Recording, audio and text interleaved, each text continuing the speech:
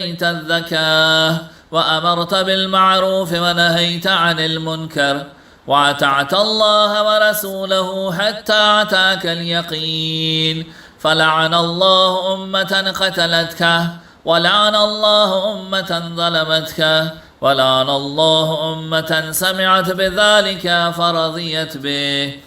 يا مولاي يا أبا عبد الله، أشهد أنك كنت نورا في الأصلاب الشامخة والأرحام المطهرة، لم تنجسك الجاهلية بأنجاسها، ولم تلبسك من مدلهمات ثيابها، وأشهد أنك من دائم الدين وأركان المؤمنين، وأشهد أنك الإمام البر التقي الرضي الذكي الهادي المهدي،